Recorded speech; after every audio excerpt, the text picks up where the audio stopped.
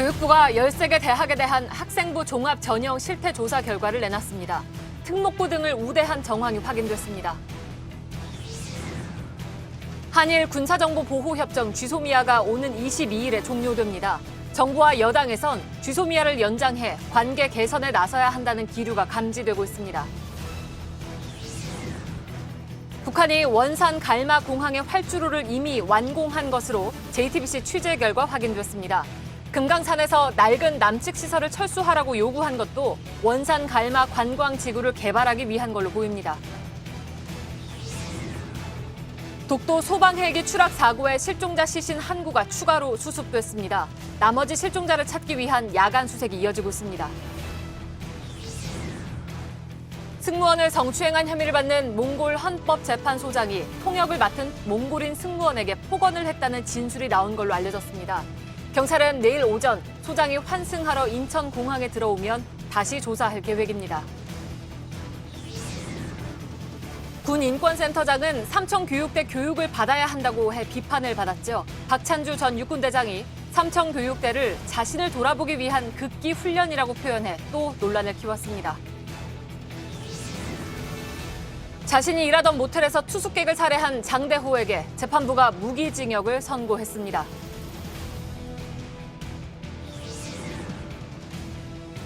다리 밑으로 물이 흐르고 있습니다. 그런데 곳곳에는 이끼가 보이더니 뒤쪽으로는 아예 수풀이 뒤덮었습니다. 인천 계양구에 있는 계산천인데요. 2년 전 123억을 들여 만들었지만 제대로 관리하지 않았기 때문입니다. 잠시 후 밀착 카메라에서 전해드립니다. 물이네. 상쾌해. 후반 주차 환영. 현대수소전기차. 예, JTBC 뉴스룸을 시작하겠습니다. 지난 9월 1일에 문재인 대통령이 입시 제도를 재검토하라고 말한 이후에 2달 만에 교육부가 수시 전형인 학생부 종합전형 실태조사 결과를 내놨습니다. 과학고와 외고 등 특목고를 우대하는 정황이 드러났고 학생부를 편법으로 적어낸 사례가 여러 적발됐습니다. 이번 조사로 학종의 불공정성이 일부 파악된 셈인데 경우에 따라서는 입학 취소 등의 제재가 이루어질 가능성도 있습니다. 먼저 이자연 기자입니다. 대학들은 학생을 선발할 때 고교 프로파일을 받아봅니다. 고등학교의 자기소개서인 겁니다. 그런데 일부 고등학교가 눈길을 끌기 위해 여기에 들어가선 안 되는 내용을 적었습니다. 대학 교수와 함께 연구 프로그램에 참여한 학생 명단을 첨부하고 이 학교엔 상위권 학생이 많아서 모의고사 등급보다 내신이 낮게 나온다는 자료를 넣은 겁니다. 몇몇 외고에선 적으면 안 되는 어학 성적을 암시하는 교내 수상자 명단도 제출했습니다. 모두 편법이고 꼼수입니다. 이런 가운데 대학들이 고등학교 서열을 매긴 정황도 드러났습니다. 학점이나 자퇴 여부 등을 근거로 어느 고등학교 출신이 우수한 성과를 내는지 분석하는가 하면 특정 고등학교가 과거에 자사고였다는 걸 입학사정관이 참고할 수 있게 안내한 학교도 있습니다. 이게 고교 서열화가 고착화된 증거가 명백하고요. 다만 이게 고교 등급제에 의한 결과인지 아니면 그 평가에 의해서 자연적으로 나온 결과인지는 이런 대학들은 바로 특정 감사를 해서 과학고나 영재학교 학생들이 학종 전형으로 합격할 확률은 26%. 일반고보다 3배 가까이 높았습니다. 한편 교직원 자녀가 같은 대학의 수시 전형으로 합격한 사례는 지난 4년간 255건으로 드러났습니다. 이 가운데 33건은 부모가 소속된 학과에 합격했습니다. 교육부는 이 부분에 대해 조사를 더할 방침입니다. JTBC 이자연입니다. 예, 그렇다면 문제가 드러난 대학들에게는 어떤 조치가 내려지는 것인지에 대해서 관심이 모아질 수밖에 없습니다. 이번 조사 대상인 13개 대학 중에 절반 이상은 교육부 감사를 받게 됩니다. 일부 학생은 입학이 취소되거나 학교 정원을 줄이는 등의 학교에 대한 제재가 나올 수도 있습니다. 박유미 기자입니다. 학종조사가 시작된 건 지난 9월 말입니다. 대상은 학종으로 뽑힌 학생 수가 많고 특목고와 자사고 출신 신입생이 많은 대학 13곳입니다. 교육부는 최근 4년간 이들 대학에 지원한 202만 명의 지원자 자료를 받았습니다. 하지만 조사 기간이 한 달 남짓인 데다 대학들이 낸 자료뿐이어서 일부 한계를 드러냈습니다. 교육부는 학생부와 고교 프로파일에 써선 안 되는 내용을 넣었거나 고교 등급제를 적용한 정황이 있는 학교는 추가 조사와 감사를 하겠다고 밝혔습니다. 교직원 자녀가 입학한 경우도 추가 조사 대상입니다. 이번에 조사를 받은 13개 대학 가운데 절반이 넘는 대학이 감사를 받게 될 것으로 보입니다. 교육부 관계자는 단서를 찾았다며 의도한 결과인지 확인해 보겠다고 했습니다. 감사 결과에 따라 입학 취소나 정원 축소 같은 조치가 나올 수도 있습니다. 교육부는 이른바 깜깜이 전형도 고치겠다고 했습니다. 배점이나 평가 항목 등을 미리 공개하겠다는 겁니다. 교육부는 자사고 외고 등을 없애는 내용의 고교 서열화 해소 방안을 목요일에 발표합니다. JTBC 박유미입니다. 보신 것처럼 학종의 불공정성은 고등학교 학생부를 쓸 때 공공연하게 벌어집니다. 경남의 한 고등학교에서는 교사로 일하는 어머니가 같은 학교에 다니는 딸의 학생부 작성에 개입했다는 의혹이 커지고 있습니다. 교육청이 감사에 들어간 것으로 확인됐습니다. 박진규 기자입니다. 경남의 한 고등학교입니다. 이 학교의 교사가 같은 학교에 다니는 딸의 학생부 작성에 개입했다는 의혹이 불거졌습니다. 학생부 작성 권한이 없는 이 교사가 후배 교사를 시켜 딸의 학생부 내용을 고쳤다는 겁니다. 논란이 된 건 세부 능력 및 특기 사항입니다. 수업 태도 등을 평가하는 항목으로 과목 담당 교사만 쓸 수 있습니다. 학교 자체 조사에선 교사들이 모두 의혹을 부인했습니다. 경남교육청이 감사에 들어간 상태입니다. 학생부 조작 사건은 계속 발생해 왔습니다. 지난 5년간 학생부를 조작해 징계를 받은 교사는 29명. 이른바 부모 찬스, 지인 찬스 등이 벌어지는 겁니다. 4년 전 경기도 성남의 한 고등학교에 교무부장이던 교사가 자녀 학생부 1,700자 정도를 직접 고쳐서 교장과 교감, 교사는 파면되고 자녀는 대학교 입학이 취소되기도 했습니다. 내년부터 교사인 부모와 자녀가 같은 학교에 다니지 않도록 하는 고교 상피제가 시작되지만 사립학교들은 대상에서 빠졌습니다. JTBC 박진규입니다. 오는 22일은 지소미아, 즉 한일 정보보호협정이 종료되는 날입니다. 이미 우리나라는 일본에 이것을 연장하지 않겠다는 방침을 통보했는데 최근에 정부 내에서 미묘한 기류 변화가 있습니다. 어제 서훈 국정원장의 발언이 사실상 정부 의견 아니냐는 해석도 나오고 있습니다. 이서준 기자입니다. 어제 서훈 국정원장은 국정감사에서 지소미아 복구 가능성을 배제할 수 없다고 했습니다. 한 외교안보 소식통은 서 원장 발언이 개인적 의견만은 아닐 것이라고 말했습니다. 또 다른 외교안보 전문가는 정부에서 지소미아 출구 전략을 모색하고 있다고도 말했습니다. 이미 지소미아를 종료하기로 결정했지만 실제 종료일인 22일 전에 변화가 있을 수도 있다는 분석입니다.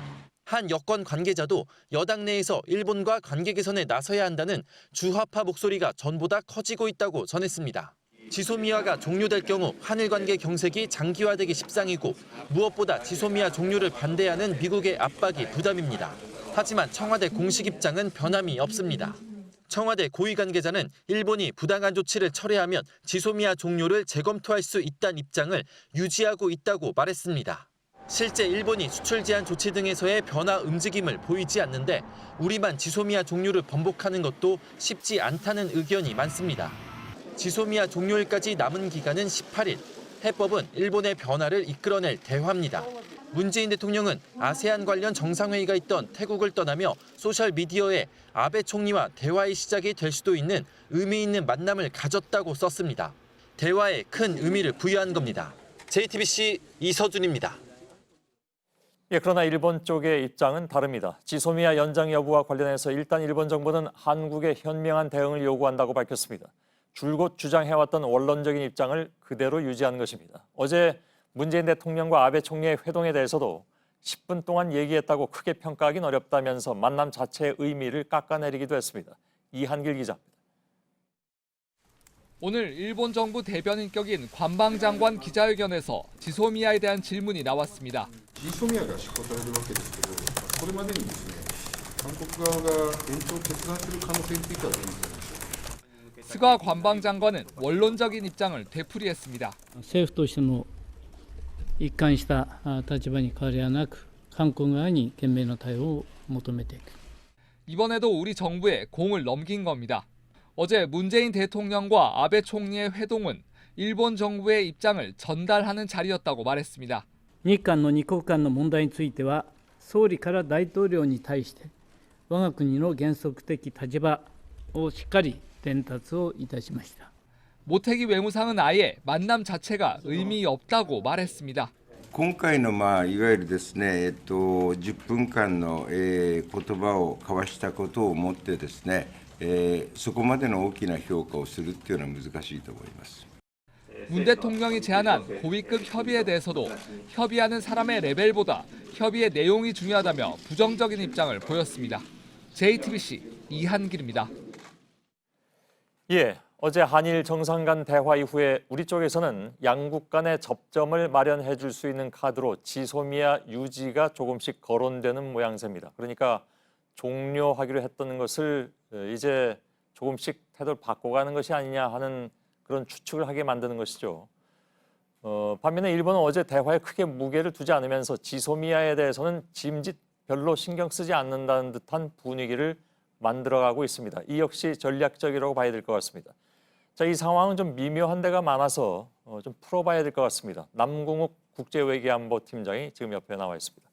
어서 오세요. 네. 한일 정상회담에서 지소미아 유지 같은 구체적인 어떤 대화는 물론 없었던 것으로 파악이 되는데 그 직후부터 그 지소미아 종료 방침에 대해서 재검토한다는 기류가 조금씩 감지가 되고 있습니다. 실제로 그런 말도 했었고 국정원장 같은 경우에는 이건 어떻게 이해를 해야 될까요? 그러니까 어제 만남에서 문 대통령이 가능한 한 모든 대화의 길을 찾자 이런 방침을 밝혔고요. 예. 그런 방침이 나오고 나니까 이전에 미국으로부터 지소미아 유지에 대한 압박을 계속 느껴왔던 우리 정부 내에서 예. 그렇다면 지소미아 문제부터 좀 이제 재검토를 해야 될 게 아니냐 이런 식의 공감대가 형성됐다라고 보는 것이 적절한 시각으로 보입니다. 예. 이제 한 17일 정도가 남아 있는 상황인데 그럼 그 사이에 뭐 급격한 어떤 변화가 있을 것이냐 그러기도 정부 입장에서는 쉽지가 않을 것 같고 그래서 결국 이제 그 가장 중요한 변수는 미국의 압박이 아니냐. 그 미국 압박은 특히 최근 들어서 굉장히 강해지고 있고 어제 저희들이 보도해드렸습니다만은 주로 일본 언론을 통해서 마치 맞습니다. 일본 대변인들처럼 미국의 국방 관계자들이 얘기를 하고 있단 말이죠.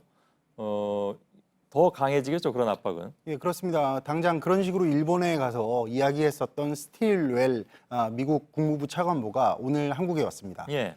일본에서도 직전에 저 한국 정부를 굉장히 강하게 압박을 했었기 때문에 우리 정부에서 내일 강경화 장관 등 만나서 똑같은 이야기 반복할 걸로 보입니다. 예. 또 이에 앞서서 마크 네퍼 차관보거나 또 조지 푸영 주일 대리대사 같은 경우에도 정확히 똑같은 톤으로 한국 정부를 압박을 했거든요. 예. 그런데 한국 정부로서는 모두 중요한 대미 창구들입니다. 예. 그러다 보니까 한국 외교부 또 우리 외교당국으로서는 부담감을 느낄 수밖에 없는 상황인 겁니다. 예.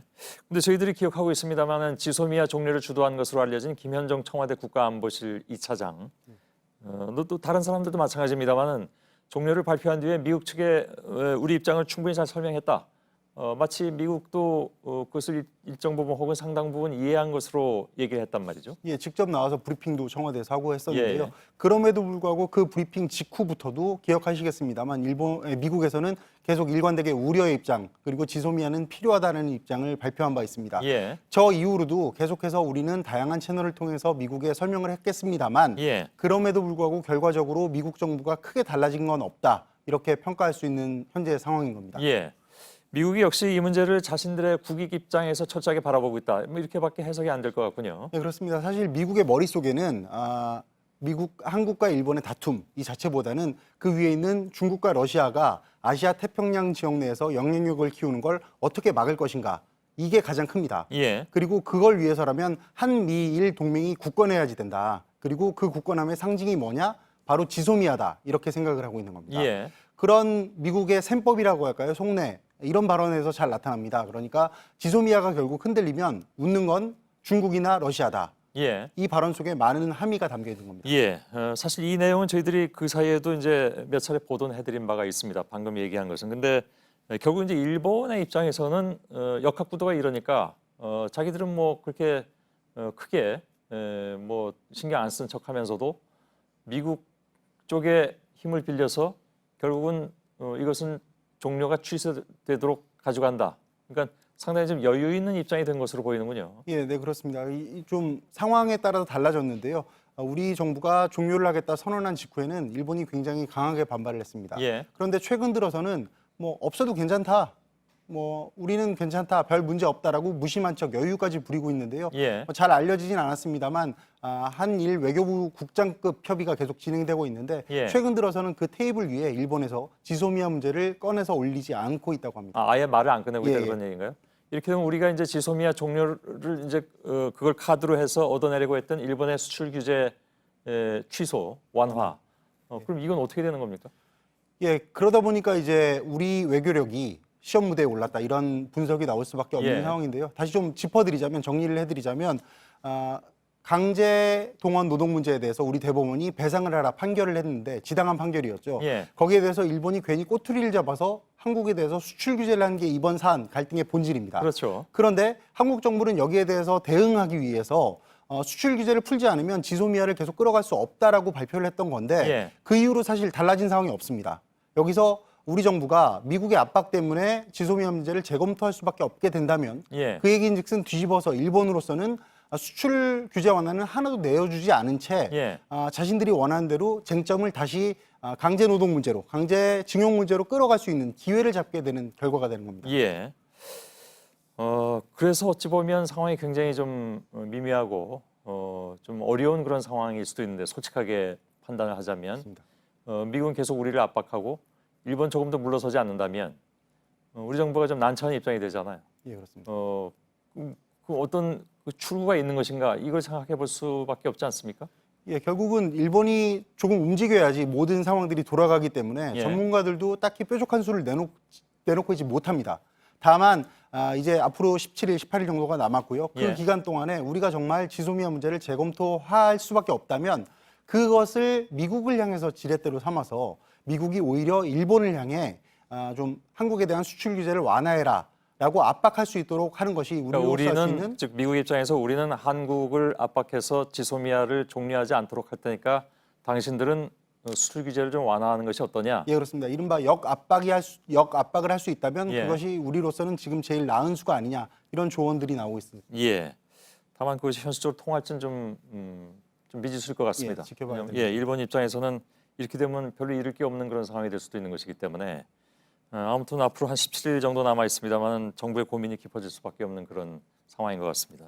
남궁옥 국제외교안보팀장이었습니다. 수고했습니다.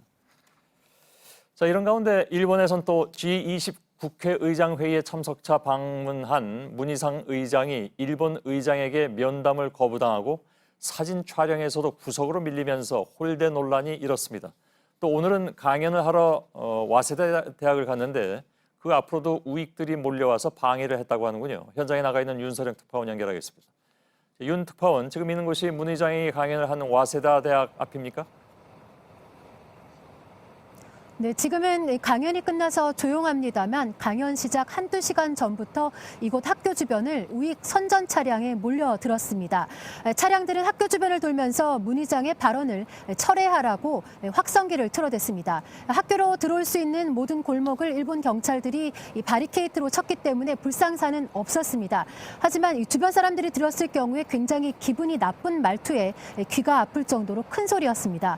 또 강연장 안에는 이 주한 일본 대사관 앞에 소녀상에 말뚝을 박았던 우익 인사 스즈키 노부유키가 모습을 드러내기도 했습니다. 예, 그 스즈키 노부유키는 뭡니까 강연장에서 방해를 하거나 그러진 않았나요? 네, 그런 일은 없었습니다만 이 참석자 가운데 소리를 한번 크게 질러는 정도의 해프닝은 있었다고 합니다. 아, 그런가요?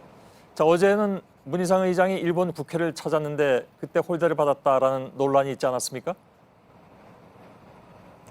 네, 문희상 의장은 G20 국회의장 회의에 참석하기 위해서 이곳을 찾은 겁니다. 그런데 이 의장국인 일본의 참의원 의장이 문 의장의 발언을 문제 삼아서 양자회담을 거부했습니다. 문 의장이 지난 2월에 한 외신과의 인터뷰에서 이 아키토 전 일왕을 전범의 아들이라고 한 것을 문제 삼은 건데요. 이후로도 이 문 의장은 3번이나 사과를 했는데도 불구하고 불충분하다고 한 겁니다.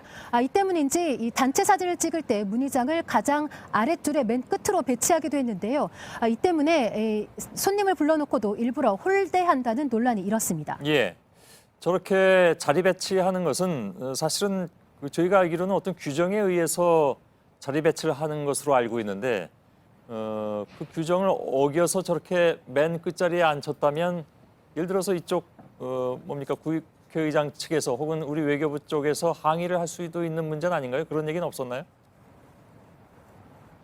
네, 정확히 왜 문희상 의장이 그 자리에 앉게 됐는지에 대한 설명은 듣지 못했습니다. 예, 알았습니다. 네, 때문에 어떤 항의가 있었는지에 대해서도 아직 확인은 되지 않고 있습니다. 예. 또 한 가지 중요한 것은 오늘 강연에서 문 의장이 나름 내놓은 해법입니다. 그러니까 강제동원 노동자 배상 문제에 대해서 해법을 내놨다고 하는데 그건 어떤 내용이었습니까? 네, 문희상 의장은 우리 정부가 제안했던 1+1 그러니까 한일 기업들이 이 배상 자금을 마련하자는 안에 대해서 근본적으로 원점에서 재검토해야 한다고 말을 했습니다.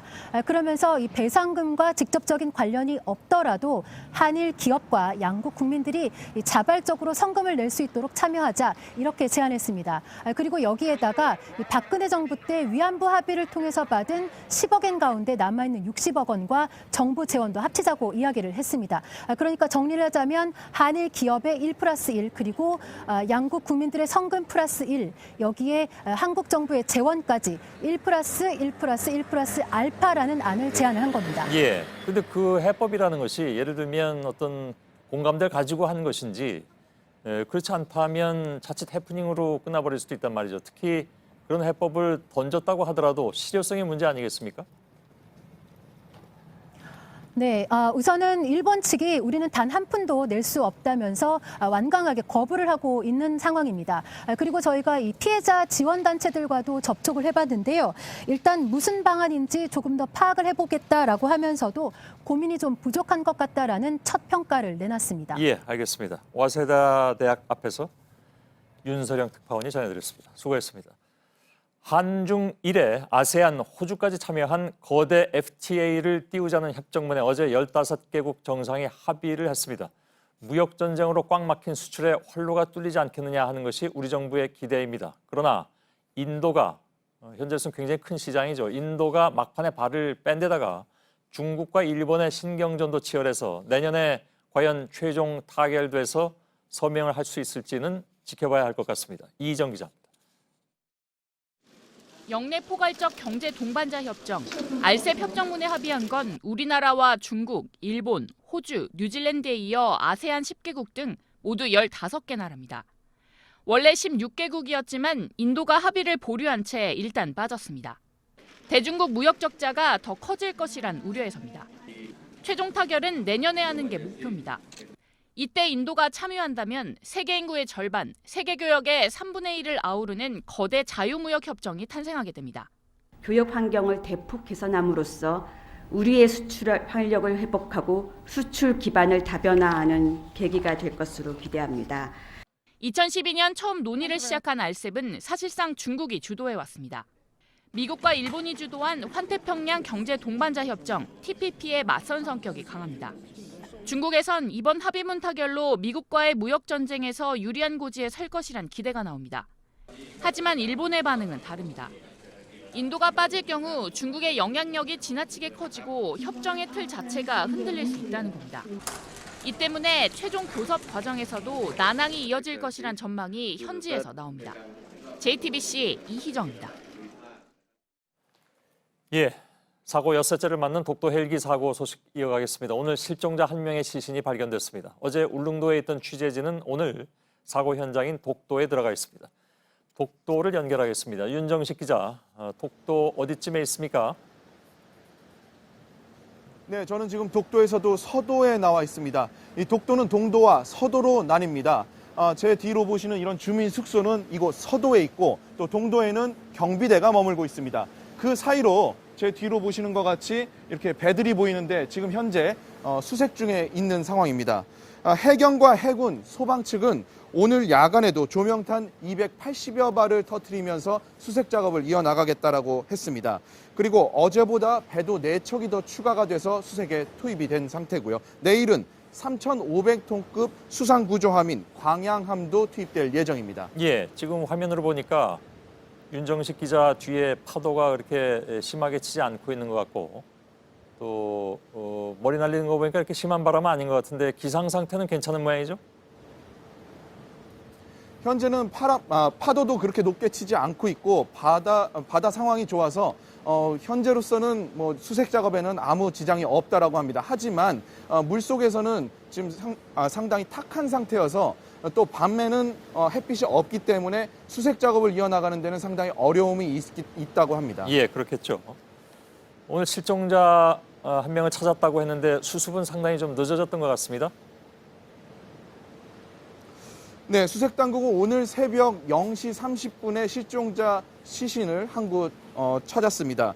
무인 잠수정을 내려보내서 헬기 동체가 발견됐던 바로 그 장소에서 찾았는데요. 이 당초 동체 안에 있다가 동체가 인양될 때 당시에 유실됐던 실종자로 추정이 되고 있습니다.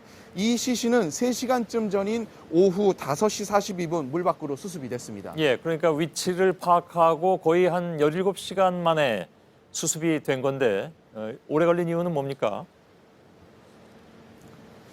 당초 수색당국은 청해진함의 장비 고장 때문에 이 잠수부가 해저 70m까지 내려갈 수가 없었다라고 밝혔습니다. 하지만 시간이 지체되면 시신의 상태가 훼손될 수도 있기 때문에 무인 잠수정을 활용해서 물 밖으로 시신을 끌어냈습니다.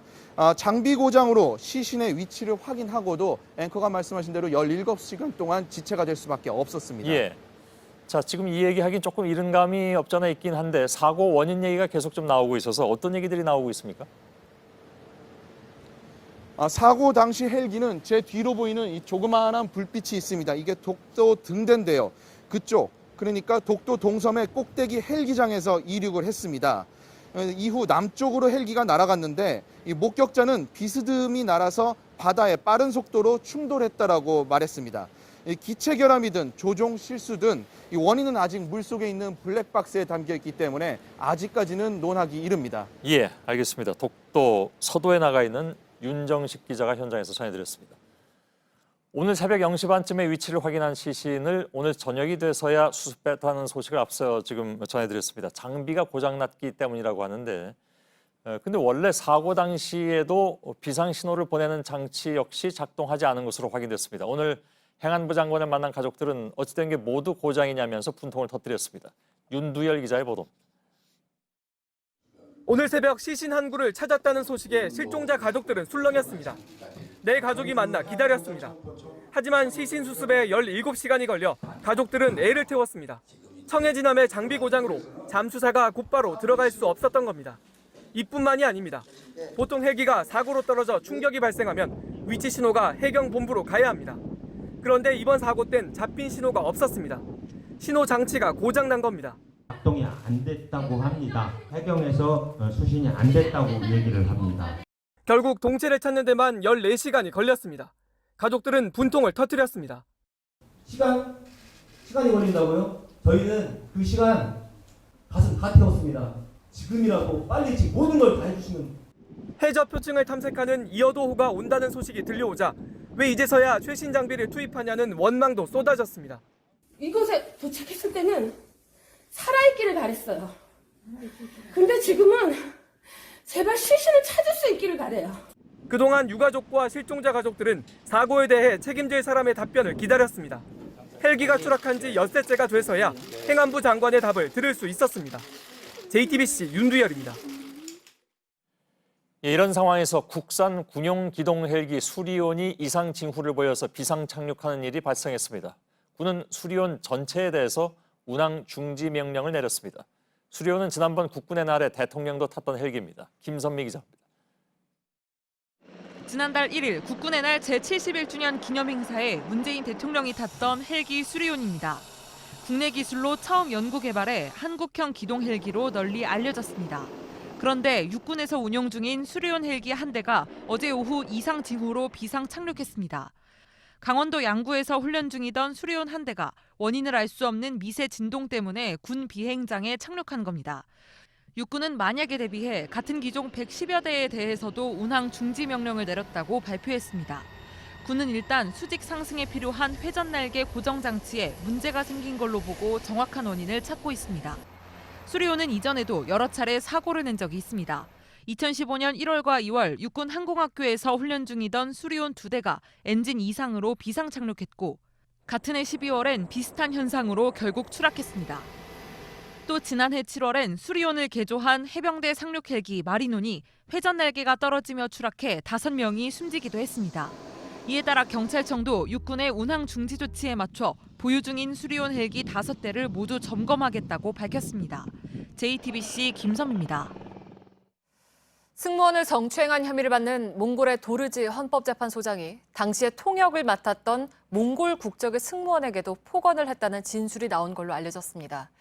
도르지 소장은 내일 다시 인천공항에 오는데요. 경찰은 이때 추가로 조사할 계획입니다. 오선민 기자입니다. 도르지 몽골 헌법재판소장이 사건 발생 직후 또 다른 대한항공 승무원에게 폭언을 한 것으로 전해졌습니다. 당시 통역을 했던 몽골 국적의 승무원입니다. 경찰은 지난 2일 성추행 피해를 당한 승무원 등을 조사할 때 도르지 소장이 몽골어로 협박성 폭언을 했다는 이야기를 전해 들었다고 했습니다. 경찰 관계자는 아직 몽골 승무원에 대한 피해자 조사가 이뤄지지 않은 상황으로 협박 피해가 있으면 원칙대로 수사하겠다고 밝혔습니다. 아직 협박 혐의가 추가된 상황은 아니라고 했습니다. 도르지 소장은 강제추행과 항공보안법 위반 혐의를 받습니다. 도르지 소장은 인도네시아 발리에서 국제회의를 마치고 환승을 위해 내일 오전 인천공항에 올 것으로 보입니다. 경찰은 이때 도르지 소장을 다시 조사할 예정입니다. JTBC 오선민입니다. 현직 고등군사법원장 A씨가 군납업체 관계자로부터 금품을 받은 혐의로 민간 검찰의 수사를 받고 있습니다. 국방부는 A씨가 수사를 받는 중에 정상적으로 조직을 지휘하기 어렵다고 보고 직무 배제했다고 밝혔습니다. 자신이 일하던 모텔에서 투숙객을 살해한 한강 시신 훼손 사건의 피고인 장대호에게 1심에서 무기징역이 선고됐습니다. 장대호는 방송사 카메라를 보고 웃으면서 손을 흔들기도 했습니다. 최규진 기자의 보도입니다.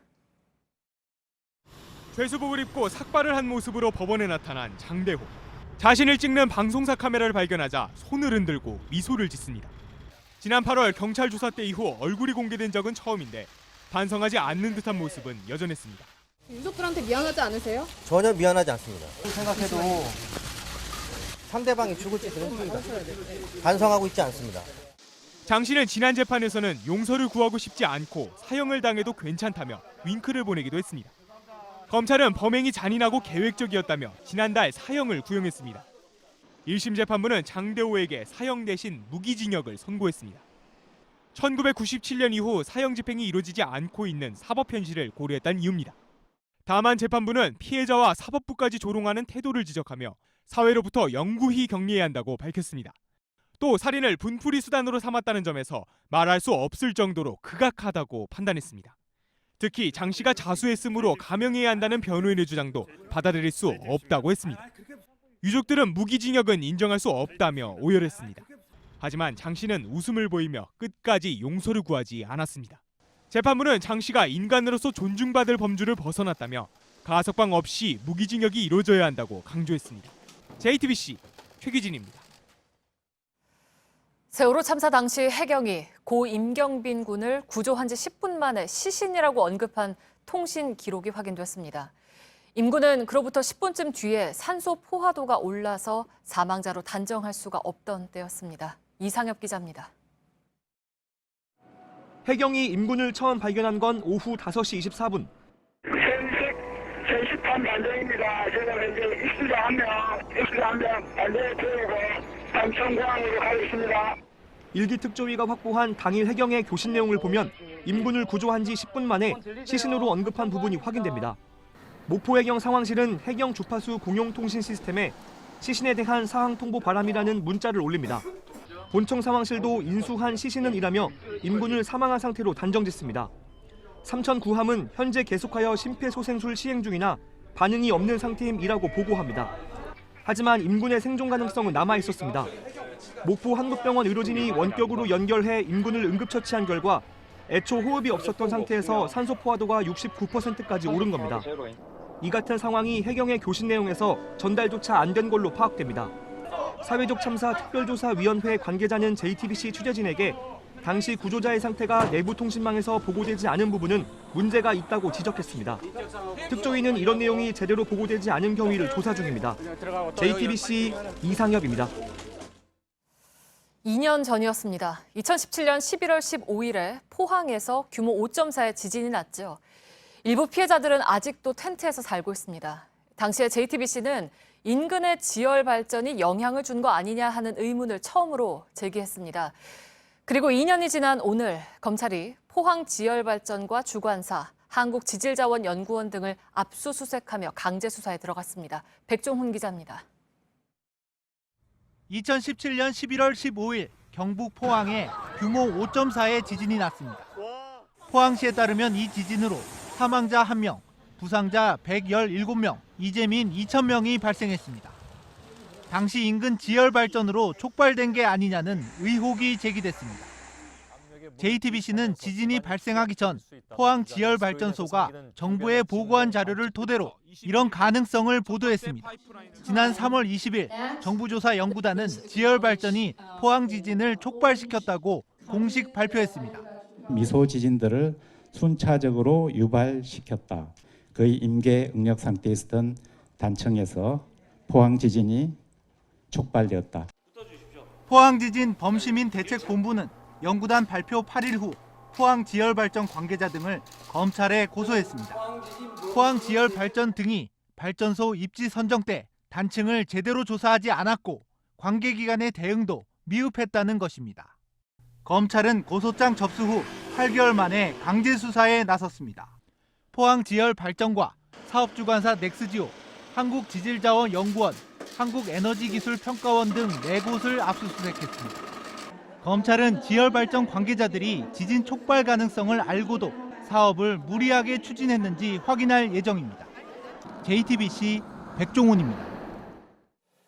삼청교육대 교육을 받아야 한다. 어제 이 발언으로 논란이 된 박찬주 전 육군대장은 해당 발언에 대해서 사과할 뜻이 없다고 했습니다. 그러면서 삼청교육대는 극기훈련이라고 표현해서 논란만 더 키웠습니다.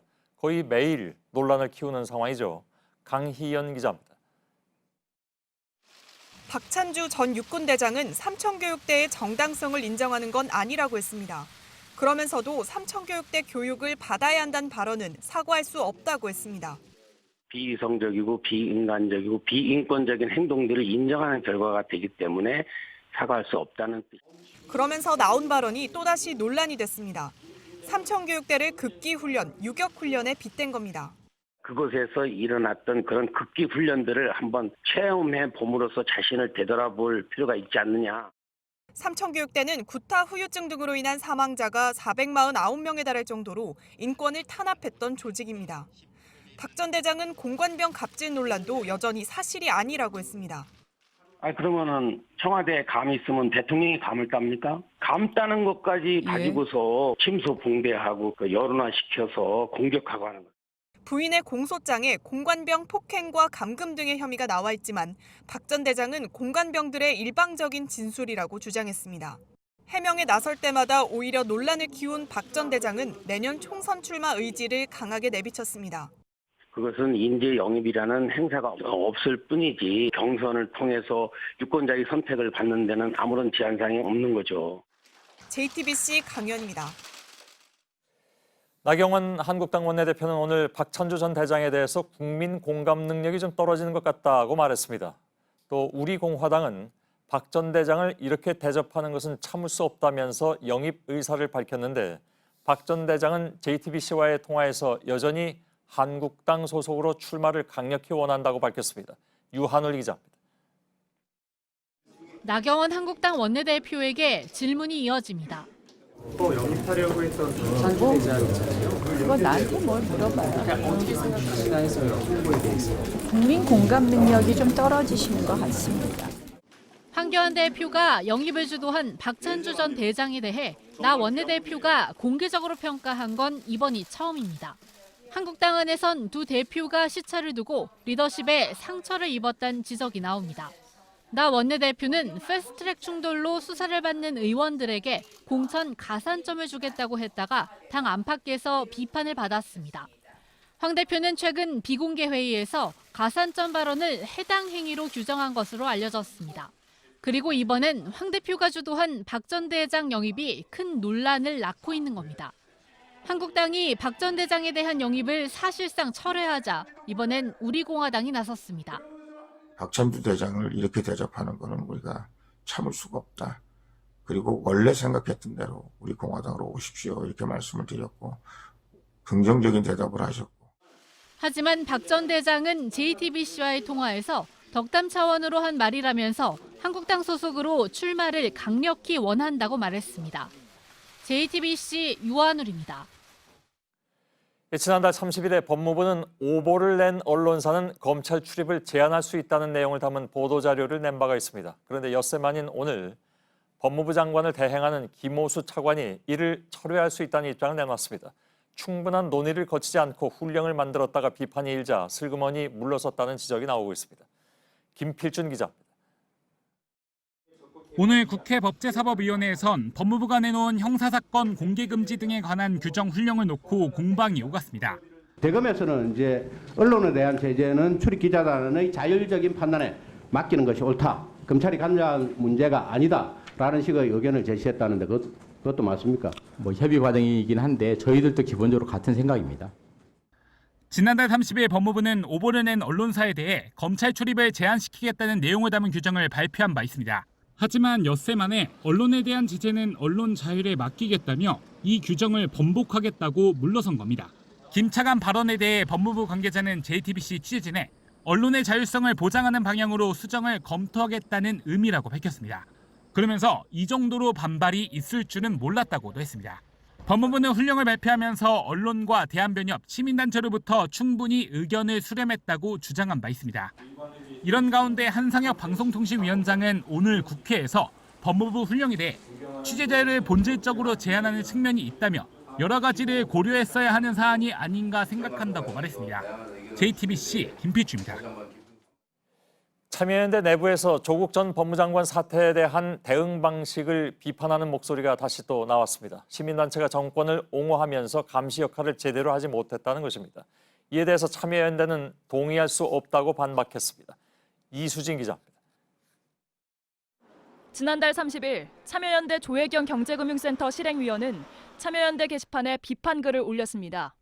참여연대가 감시자 역할을 스스로 포기한 것이라며 어떤 정권과도 정치적으로 일정한 거리를 유지하지 않으면 관변 시민단체라는 오명에서 벗어날 수 없을 것이라고 적었습니다. 조국 전 장관 사퇴에서 독립성을 잃었다는 비판입니다. 참여연대 출신 인사에 대해 전관예우를 하고 있는 것은 아닌지 성찰이 필요한 시점이라고도 했습니다. 지도부의 사퇴를 요구하며 조 의원 자신도 단체를 탈퇴하겠다고 했습니다. 참여연대 내에서 이런 비판이 공개적으로 나온 건 두 번째입니다. 지난 9월에는 김경률 집행위원장이 참여연대가 조 전 장관 사태에 침묵한다고 비판하며 탈퇴한 바 있습니다. 참여연대 측은 JTBC 취재진에 전관예우, 관변 시민단체라는 말에 동의하지 않는다고 반박했습니다. 참여연대 출신인 김상주 청와대 정책실장에 대해서도 비판을 이어가는 등 현 정부의 정책에 잘못된 점이 있으면 문제를 제기해왔다고 했습니다. 조국 전 장관의 사모펀드 의혹에 대해서도 검찰이 이미 이례적으로 광범위한 수사를 진행하고 있는데 이전 정권 때처럼 우리가 수사를 촉구할 상황은 아니라고 답했습니다. JTBC 이수진입니다. 지난 2013년에 JTBC는 S그룹 노사 전략이라는 제목이 붙은 문건을 입수해서 처음으로 보도해드린 바가 있습니다. 삼성의 노조 와해 전략을 담은 문건이었습니다. 작년에 검찰이 수사에 나서서 임직원 30여 명을 재판에 넘겼습니다. 오늘 마지막 재판에서 검찰이 이상훈 삼성전자 이사회 의장에게 징역 4년을 구형했습니다. 송우영 기자입니다. 검찰은 지난해 2월 삼성의 노조 와해 문건을 압수합니다.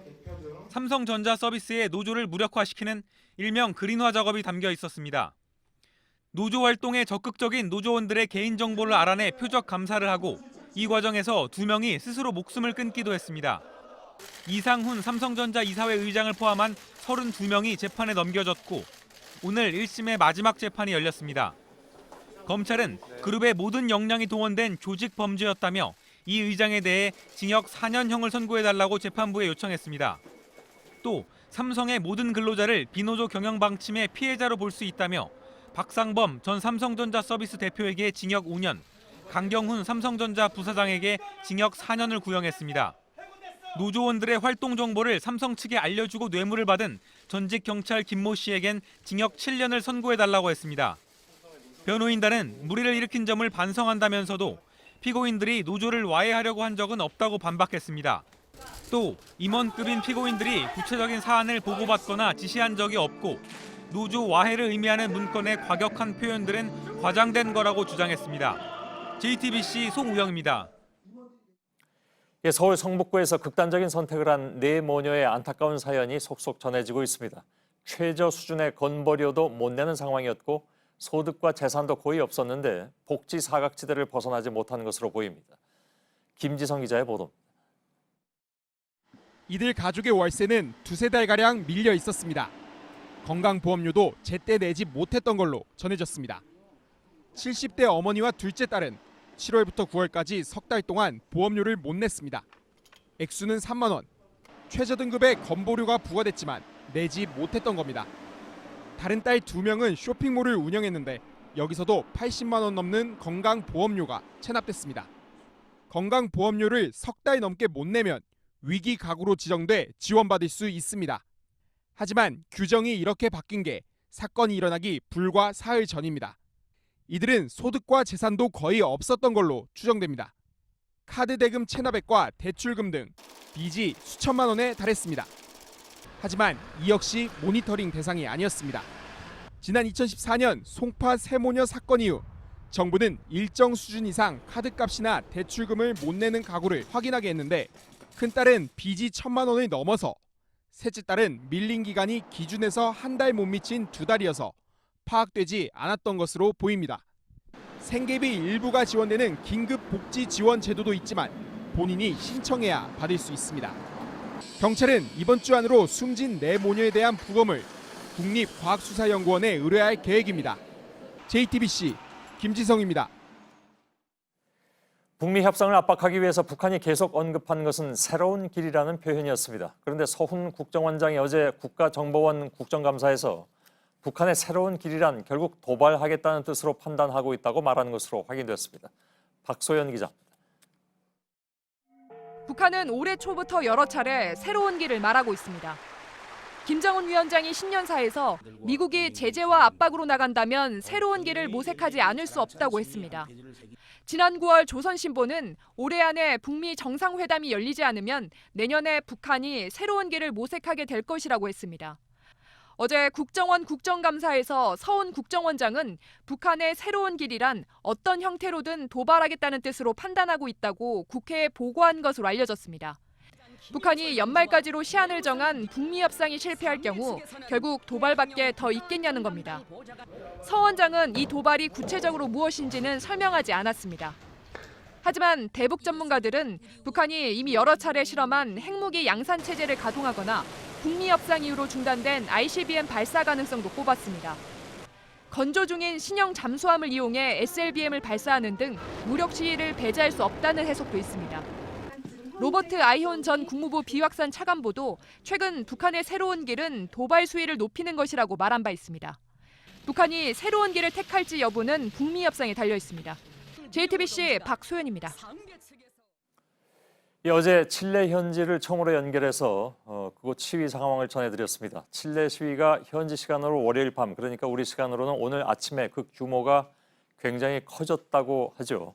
지금 칠레 산티아고 현지의 임종주 특파원이 계속 시위를 취재하고 있습니다. 현장 연결해서 상황을 좀 자세히 들어보도록 하겠습니다. 임종주 특파원, 자 지금 그 임 특파원 뒤를 보니까 어제는 다 부서진 경찰서 건물 앞에서, 그러니까 입구 앞에서 연결을 했었는데 지금은 뒤가 좀 멀쩡해 보이기도 합니다.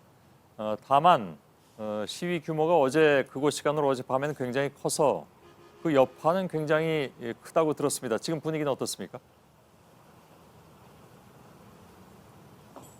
네, 이곳은 시위대가 성지로 여기는 산티아고 도심 이탈리아 광장입니다. 제 뒤로 보이는 버스 정류장 안내판이 부서져서 뼈대만 남아 있습니다. 그 뒤가 바로 광장 주광입니다.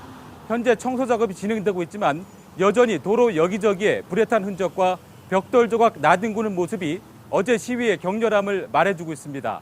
또 매캐한 체류가스 냄새도 코를 찌르고 있어서 새 아침을 시작하는 이곳은 여전히 어수선한 분위기입니다.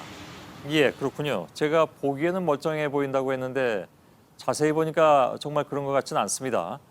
자, 어제 시위는 시위대하고 경찰 간의 충돌도 상당히 컸을 것 같습니다. 위험하기도 했을 것 같고 어땠습니까? 어제 밤에 그곳 상황이?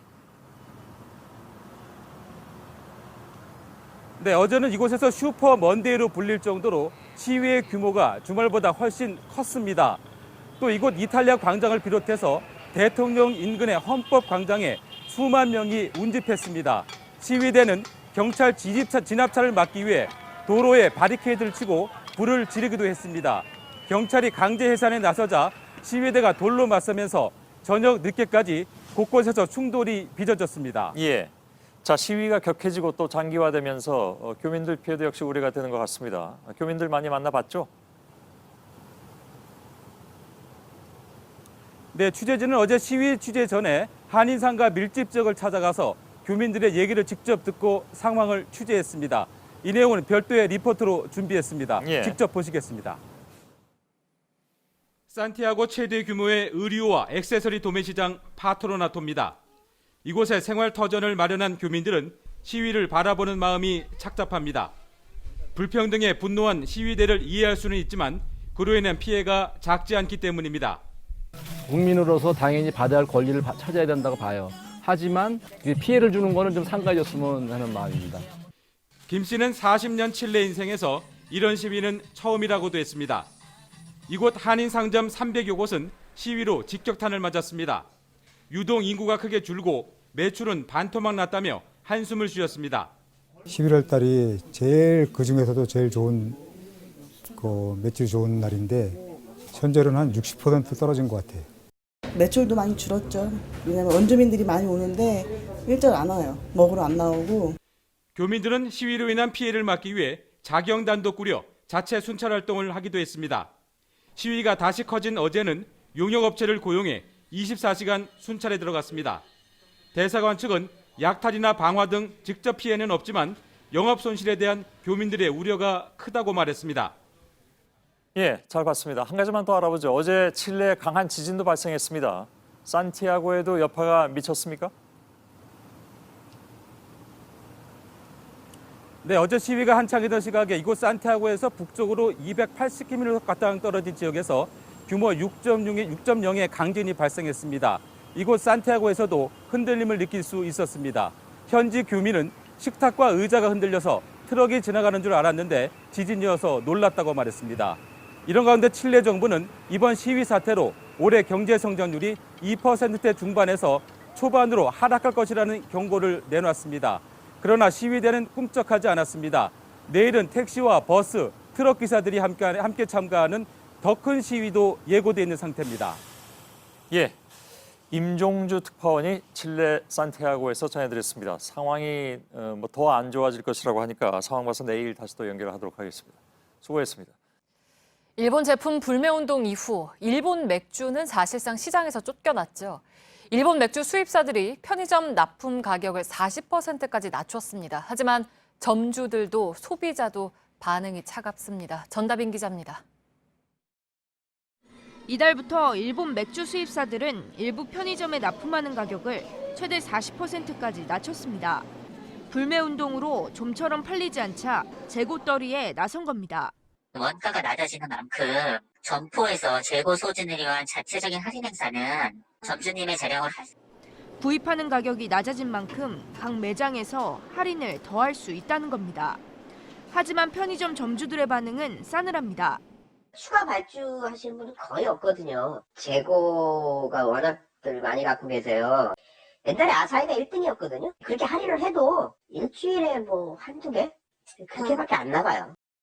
네켄의 많은 할인 행사에서 일본 맥주가 빠진 지도 3개월이 넘었습니다. 소비자들이 찾지 않아서입니다. 일본 맥주를 안 산 지는 4개월 정도 됐는데요. 아마 한일 관계가 진전이 일어나기 전까지는 계속 안 살 것 같아요. 일본 자동차도 여전히 팔리지 않고 있습니다. 혼다와 도요타 등은 소비자들의 마음을 돌리기 위해 지난달 최대 1,500만 원까지 차값을 깎아줬습니다. 하지만 지난달 일본차 신규 등록은 작년 같은 기간에 비해 58% 줄었습니다. JTBC 전다빈입니다.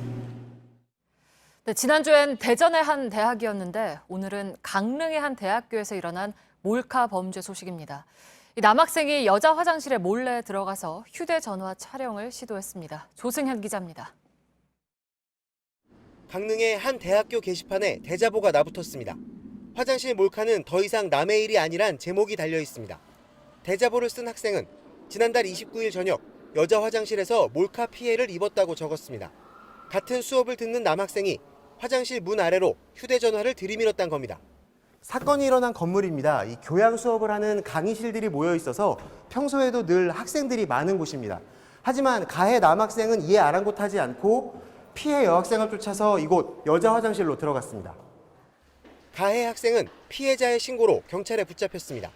경찰 조사에서 충동적으로 따라 들어갔다고 말했습니다. 이런 행동을 했다는 게 일단 같은 남자로서 되게 좀 많이 창피하기도 하고. 학생들은 잊을만 하면 터지는 몰카 사건에 불안해하고 있습니다. 화장실 가는 거 마음 편히 갔는데 그 이후로 안 가게 되고. 그런 행동을 하는 사람들은 어떻게 해서든 잡아서 처벌을 해야 된다고 생각이 들었어요. 경찰은 가해 학생을 피의자 신분으로 불러 조사하고 휴대전화도 분석 중입니다. JTBC 조승현입니다. 몸체에 금이 간 보잉 737 항공기가 국내에서 또 발견됐습니다. 전 세계에서 모두 50넉대가 확인이 됐는데 국내에서만 10대가 나온 겁니다. 그런데 교체할 부품이 모자라서 더 오랫동안 운항을 멈춰야 할 수 있다는 우려가 나옵니다. 박영우 기자입니다. 균열이 발견된 보잉 737 NG 항공기의 부품입니다. 몸체와 날개를 연결하는 부품인데 오랜 시간 충격을 받으면 이렇게 균열이 생기는 것으로 알려졌습니다. 국내에서 이렇게 금이 간 것으로 확인돼 운항이 중단된 항공기는 총 10대입니다.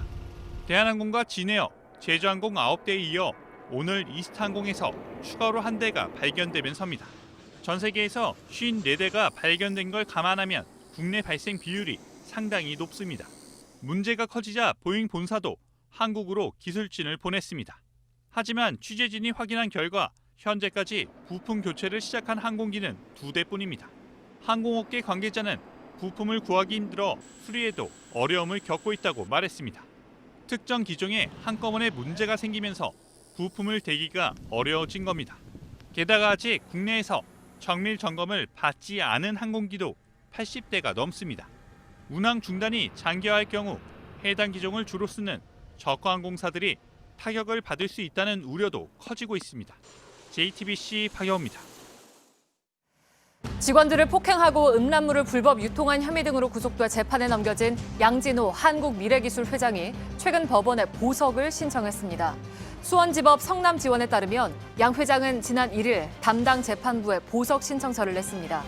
검찰은 지난해 12월에 구속된 양 회장의 구속 기한이 한 달 정도 남아있는 만큼 추가 구속 의견서를 법원에 낼 계획입니다. 오늘 오전 11시쯤 광주광역시 동구의 한 초등학교 3층 교실에서 불이 났습니다. 학생과 교사 190여 명이 대피했습니다. 불은 교실 한 곳을 태우고 출동한 소방대에 의해서 15분 만에 꺼졌습니다. 다행히 인명피해는 없었습니다. 경찰은 체육 수업으로 비어있던 교실의 창가 쪽에서 불이 난 걸로 보고 있습니다.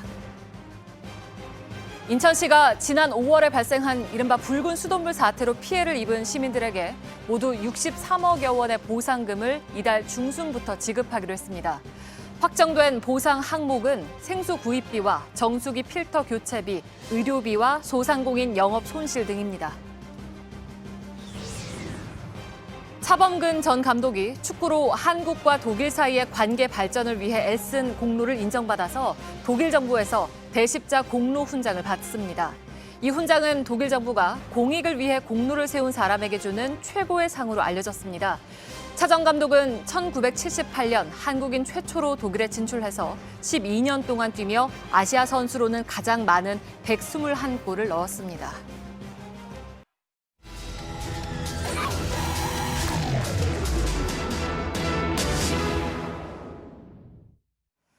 수백억 원의 예산을 들여서 하천을 복원하고 공원을 만들었습니다. 하지만 찾는 사람은 없고 쓰레기만 쌓입니다. 물이 썩고 악취도 납니다. 지자체끼리 또는 민간 사업자하고 서로 관리 책임을 떠넘기다가 생긴 일입니다. 돈은 돈대로 들고 불쾌감은 불쾌감대로 늘고 있는 일부 수변 공원의 민낯을 1차 카메라 이선화 기자가 담았습니다. 물보다 풀이 더 많아 보입니다. 언뜻 보면 늪지대 같은 이곳은 인천 계양구에 있는 계산천입니다. 계산천 표지판이 있는 곳에서 내려오면요, 이렇게 수풀이 우거져 있고 이 군데군데 쓰레기도 가득한 모습을 볼 수가 있는데요. 이 보시는 것처럼 저렇게 물을 계속 공급하고는 있지만 이 이끼도 가득 있고 군데군데 수풀도 이렇게 듬성듬성 나 있습니다. 그렇다면 물속 상황은 어떨지 한번 이 수중 카메라를 넣어서 확인해 보겠습니다. 이끼 때문에 아무것도 보이지 않습니다. 2년 전 고향의 강이라는 이름의 하천 복원 사업으로 만들어졌습니다. 총 123억 원이 들어갔습니다. 하지만 관리 주체가 정해진 건 지난주입니다. 인천시 종합건설에서 조성한 뒤 인계를 받아야 할 계양구가 하자가 많다면서 미룬 겁니다. 민원들이 생겨서 악취라든지 이런 문제점이 생겨서 그거에 대한 걸 완벽하게 해결하지 않고서는 저희는 짐을 껴하는 거니까. 준공 이후 2년 동안 관리에 구멍이 난 사이 하천은 망가졌다고 주민들은 말합니다. 저쪽에 수로쪽에는 물고기가 좀 산다는 걸 느끼는데 이쪽은 아예 좀 죽었다고나 할까요? 계산천 중간에 마련된 징검다리로 내려와 봤습니다. 이곳이 그나마 이렇게 물이 좀 많이 흐르는 곳인데요. 이 뒤쪽은 보시다시피 수풀로 가득합니다. 직접 가서 얼마나 물이 흐르는 통로가 좁은지 살펴보도록 하겠습니다. 물의 흐름은 끊긴 채 고여 있습니다. 이 하천 폭이 25m 정도라고 합니다. 그런데 보시다시피 이 물 높이는 제 무릎을 조금 넘는 수준인데 이 폭은 성인 한 명이 겨우 걸어갈 수 있을 정도입니다. 그리고 군데군데 이렇게 숯불도 우거져 있고 이 물 위에는 부유물이 떠다니고 있습니다. 지난 4월부터 하루에 15,000톤씩 물을 공급하고는 있지만 역부족이라고 합니다. 안쪽에 이제 제초라든가 그런 것은 계속 관리해야죠. 지난해부터 복원 사업을 진행한 경기 시흥시에 있는 군자천입니다. 그런데 보시는 것처럼 물은 흐르지 않고 대신 수생식물이 빼곡하게 들어서 있는데요. 이마저도 보시는 것처럼 다 쓰러져 있는 상태입니다. 인근 4개 하천과 함께 수로를 복원하는 데 214억 원, 수질과 하천을 복원하는 데 63억 원이 투입됐습니다. 하지만 하수 냄새가 나는 탓에 주민들은 거의 찾지 않고 있습니다. 민원 제기를 한 2번 했었어요. 아무래도 냄새도 많이 나고 물도 지저분하고 그러다 보니까. 하천 상류에 있는 물놀이를 할 수 있는 시설도 이용하는 사람이 없어 쓰레기장으로 변했습니다. 냄새가 나서 못해요. 여기 물놀이라는 사람 없어요. 걔 무슨 병 얻으려고 그래요. 시에서는 배관을 잘못 연결해 오폐수가 그대로 하천으로 흘러들어간 게 원인이라고 보고 있습니다. 관로를 다시 정비하는 사업 지금 진행하고 있고요. 2년 전 밀착 카메라가 실태를 보도한 또 다른 수변공원. 아파트 단지 앞 공원엔 지금도 기름띠가 둥둥 떠 있습니다. 2017년 보도 때와 달리 관리권은 경기도에서 고양시로 넘어간 상태. 한국판 베네치아를 만들겠다면서 지난 2011년 270억 원을 들여 만들었는데 경기도가 조성한 뒤 고양시로 소유권이 이전되는데 4년이 넘게 걸렸습니다. 장항천하고 연계되는 배수로였고 예상치 못하게 이제 고농도의 오염물질이 들어오면서 수질 개선에 이제 어려움이 있었던 거죠. 이곳 수질을 복원하는 데만 또다시 200억 원가량이 들어간다고 합니다. 만들어 놓기만 하고 관리를 서로 미루는 사이 주민들의 발걸음은 점점 줄어들고만 있습니다. 밀착 카메라 이선아입니다.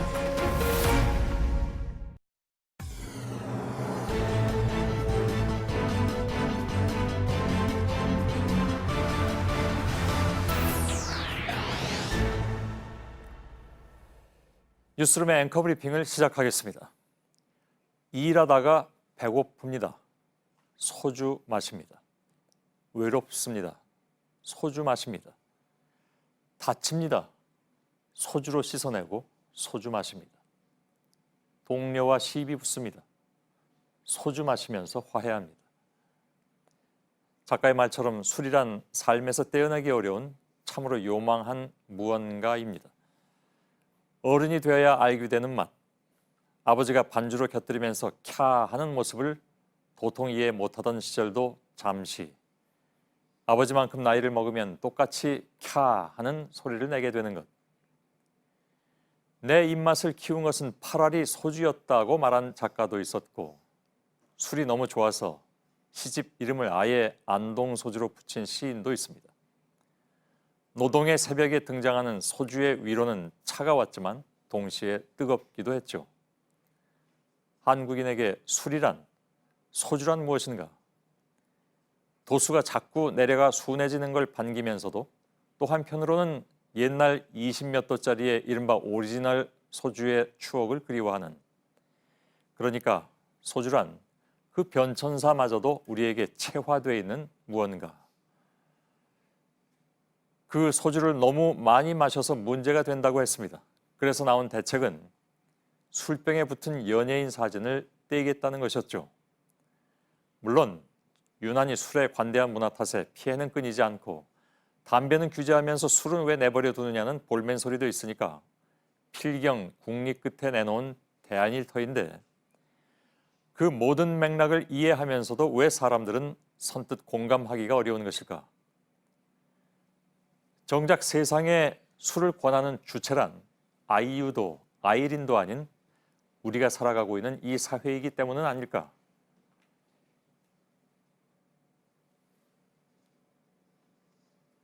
예.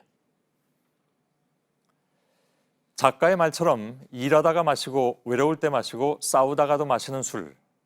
시대가 바뀌었어도 술 마실 이유는 그대로인데 기껏 술병에 붙은 누군가의 사진이 우리를 술로 이끄는 것일까? 이렇게 말하면 큰돈 들여서 모델을 구하고 그 덕에 매출이 올랐다고 자찬했던 소주회사나 광고회사에서는 서운할지 모르나 아무튼 그건 아이유 때문도 아이린 때문도 아니라는 것. 오늘의 앵커 브리핑이었습니다.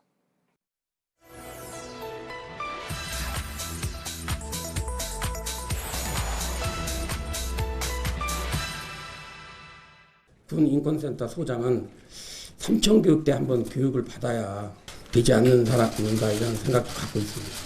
극기 훈련 또는 유격 훈련 이런 것들을 받음으로써 자신을 되돌아볼 기회가 있어야 되지 않느냐는 뜻으로 말씀을 드렸다. 네, 박 전 대장이 오늘 삼청교육대의 정당성을 인정하는 건 아니다라고 해명을 했습니다. 하지만 사과할 일은 아니고 극기 훈련으로 자신을 되돌아보라는 취지였다고 설명을 했습니다.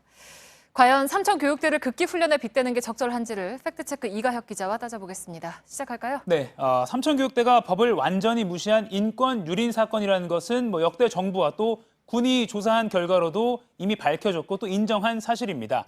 2006년에 국방부 진상조사 결과 보시죠. 이 전두환 씨의 대통령 취임 전후 사회 악 제거라는 명목으로 군인과 경찰이 민간인을 붙잡았습니다. 이 가운데 4만 명 가까운 사람들이 전국 26곳 군부대에 설치된 삼청교육대로 끌려갔습니다. 이 제대로 된 수사나 재판 같은 절차 없는 강제 입소, 말 그대로 강제 입소였습니다.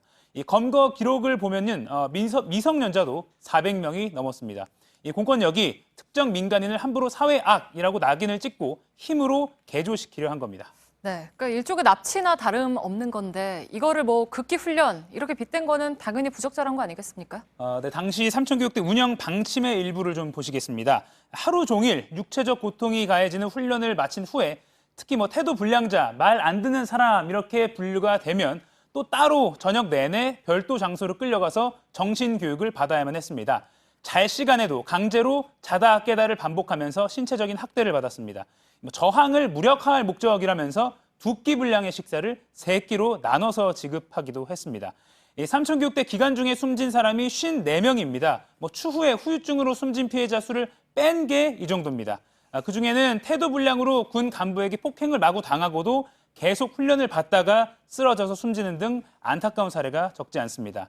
삼청교육대에 극기 훈련, 유격 훈련 이런 말을 갖다 댈 수가 없는 이유입니다. 네, 그리고 이제 당시에 군이 이런 일을 벌일 수 있었던 게 계엄 상황이었다라는 거잖아요. 근데 그것마저도 불법이라고 판명이 난 상태죠? 네, 맞습니다. 삼청교육대는 계엄포고 제13호가 근거인데요. 지난해 12월 대법원이 이 계엄포고 자체도 무효라고 판단했습니다. 계엄포고가 군사상 필요할 때만 가능한데 이 삼청교육대는 그런 경우도 아니고 또 국민의 신체의 자유, 거주나 이전의 자유 같은 기본권을 침해했다면서 법과 헌법에 어긋나서 무효라고 명확히 밝혔습니다. 네.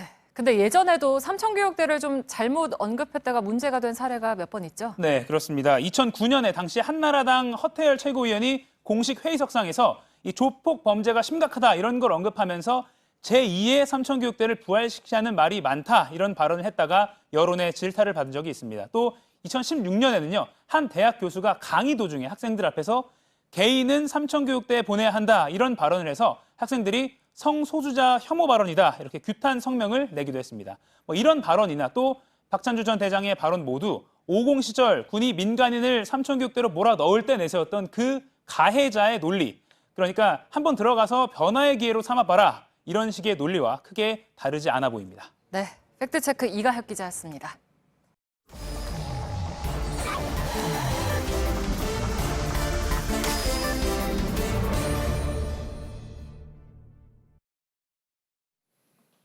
비하인드 뉴스를 시작하겠습니다. 박성태 기자, 첫 번째 키워드 열죠. 네, 첫 키워드는 여전히 귀한 분. 박찬주 대장이요? 그렇습니다. 예. 황교안 한국당 대표가 처음에 인재 영입을 추진할 때 귀한 분이다라고 얘기했는데요. 기자회견을 통해서 계속 논란이 되는 발언을 해서 한국당도 오늘 공식적으로 영입을 철회했습니다. 그런데 우리에겐 여전히 귀한 분이다라고 하는 당이 있는데요. 바로 우리 공화당입니다. 홍문종 우리 공화당 대표가 얘기를 했는데 한국당에서 1호로 영입하려다가 헌신짝 버리듯이 버렸다.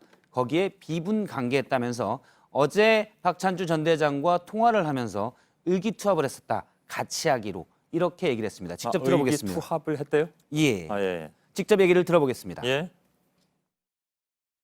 박찬주 대장을 제가 좀 위로를 하면서 대장님은 우리 공화당에 와야지 거기 그런 데 있어서는 안 될 것 같다.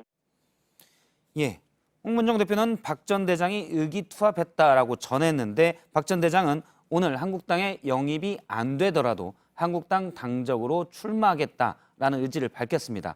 홍문종 대표가 어제 의기투합을 했었다고 했는데 이건 뭐냐라고 박 전 대장에게 저희 취재기자가 묻자 그건 그냥 덕담으로 한 말이다라고 전했습니다. 근데 그 영입을 안 하는데 어떻게 당원이 돼서 출마를 합니까? 오늘 박맹우 한국당 사무총장이 얘기했는데요. 당원 가입 신청서를 내고 그러니까 입당 신청서를 내고 출마하면 그걸 막을 수는 없고 다만 경선 과정에서 판단을 할 일이다라고 얘기했습니다. 어차피 공천은 한 사람만 줄 거니까. 그렇습니다. 정말 그렇게 될지는 좀 봐야 되겠군요. 예. 삼천교육대 교육을 받아야 한다는 표현이 이게 이제 논란이 됐는데 우리 공화당에서는 여전히 귀한 분이라고 하는 상황이군요. 그렇습니다. 홍문종 우리 공화당 대표가 라디오 인터뷰에서 얘기를 할 때 라디오 진행자가 이 부분에 대해서도 따져 물었습니다. 홍문종 대표는 이에 대해서 오해 소지가 있는 표현인 건 부인하지 않겠지만 손가락으로 달을 가리키면 달을 봐야지 왜 자꾸 손가락만 뭐라고 하냐 했습니다. 즉 원래 군인권센터를 비판하기 위해서 한 말이기 때문에 그 부분을 눈여겨봐야 된다는 얘기인데요. 앞서 그 이가혁 기자가 팩트체크에서도 얘기했듯이 삼천교육대 또 당시 받았던 것이 유격훈련이라는 표현들은 상당히 부적절한데 그거는 굳이 문제 삼지 않아도 된다는 식으로 받아들인 겁니다. 일단 우리 공화당의 인재상은 엿볼 수가 있습니다. 다음 키워드는요? 다음 키워드는 선배 의원님들께로 잡았습니다. 누가 한 얘기입니까? 김태흠 자유한국당 의원이 구체적으로 콕 집었습니다. 대상을 집었는데요. 영남권과 수도권에 있는 3선 이상의 의원들을 선배 의원님들께라면서 뭐 험로에 출마하든지 용퇴하라고 주문했습니다. 직접 들어보겠습니다. 영남권, 서울 강남 3구 등 3선 이상 선배 의원님들께서는 정치에서 용퇴를 하시든가 당의 결정에 따라 수도권 험지에서 출마해 주시기 바랍니다. 대상 현역 의원은 모두 16명인데요. 김태흠 의원은 이외에도 당 지도부를 자처했던 사람들도 같이 결정을 해야 된다고 해서 이렇게 따지면 총선 출마를 준비 중인 홍준표 전 대표나 김태호 전 지사 등도 모두 포함이 됩니다. 뭐 이름을 얘기하진 않았지만 이름이 다 나와 있는 결과적으로는. 그래서 대상이 된 사람들은 뭐라고 얘기를 하던가요? 일단 제가 한 대상이 되는 의원의 측근에게 물어봤는데요. 당의 원칙이나 방침이 아직 정해지지 않았다. 따로 대응할 필요 없다. 그냥 김태흠 의원의 주장일 뿐이라고 애써 무시하는 분위기입니다. 한 의원은 선거 때마다 있는 얘기다. 그냥 흘려들으면 된다라고 하고요. 다른 의원들은 뭐 나는 그 대상이 아니다. 라면서 약간 무시하는 분위기입니다. 하지만 한국당 다른 당 핵심 의원에게 물어보니까 몇몇 대상이 되는 의원들은 부글부글 끓고 있는 분위기라고 하는데 여기에 대해 공개적으로 반발을 해봐야 마치 내가 쇄신 대상이다. 라고 얘기하는 것이 돼서 공개적인 반발은 좀 삼가하는 모습으로 보입니다. 그렇군요. 김태흠 의원의 발언을 시사한 듯하면서 페이스북에 대응을 한 사람이 있었는데요. 바로 홍준표 전 대표입니다. 한두 시간 전쯤에 바로 올린 글인데요. 박근혜 때 당내 작패가 매우 심했던 완장부대를 쳐내야 된다. 이번 공천에서 혁신을 주문하면서 또 역할 없는 일부 중진들을 쳐내는 혁신 공천을 해야 된다. 이렇게 썼습니다. 예. 오늘 중진들의 퇴진을 요구했던 김태흠 의원은 박근혜 정부에서 친박 핵심 의원으로 분류됐었는데 그랬었죠. 김태흠 의원을 겨냥한 것으로 보이고요. 역할 없는 중진이라고 했기 때문에 본인은 역할이 있다라고 한 것으로 예. 해석이 됩니다. 예.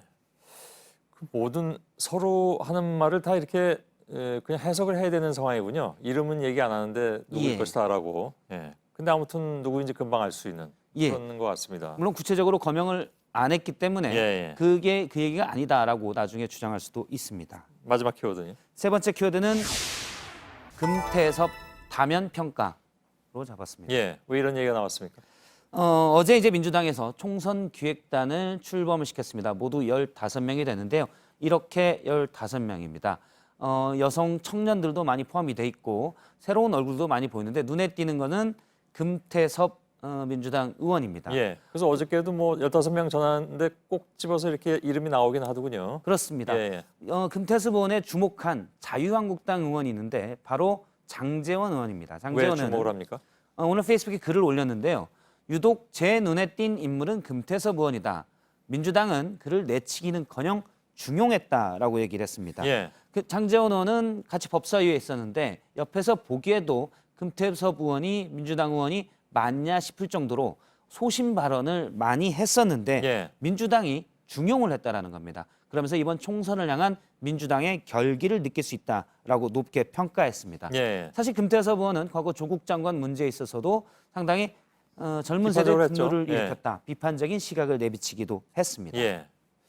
근데 이건 당연 평가는 아닌데 누가 또 평가를 했습니까? 그렇습니다. 어떻게 보면 상대 당인 자유한국당의 장제원 의원이 이를 높이 평가하고 금태섭 의원에 대해서도 긍정적으로 평가를 했는데 예. 정반대의 평가가 어떻게 보면 민주당 지지층에 속할 수 있는 진보진영 인사로 분류됐던 공지영 작가에게서 나왔습니다. 예. 역시 금태섭 의원이 총선 기획단에 들어간 것을 들고 공수처를 반대하는 금태섭 의원을 앞세웠다. 그러면서 민주당이 문 대통령 중간평가인 표를 달라고 한다. 즉 총선 기획단에 금 의원을 잘못 선정했다라는 의견입니다. 예. 국민들이 우습지라면서 민주당의 정책 또 금태섭 의원에 대해서도 혹독한 평가를 내렸습니다. 그런 표현을 썼나요? 예. 국민들이 우습지? 예. 알겠습니다. 끝이죠? 예. 박성태 기자였습니다. 수고했습니다. 네, 내일도 전국이 맑은 가운데 낮과 밤의 기온차가 크겠습니다. 아침 기온은 서울 6도, 춘천 5도까지 내려가서 일교차가 10도 넘게 벌어지는 곳이 많겠습니다. 초미세먼지 농도는 서해안과 강원 영동은 나쁨, 그 밖의 지역은 보통일 거란 예보입니다. 예, 저희들은 내일도 최선을 다하겠습니다. 여러분 고맙습니다. She would never say where she came from. Yesterday don't matter if it's gone.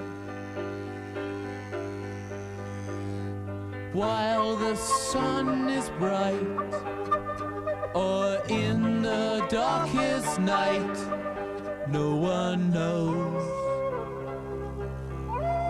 She comes and goes.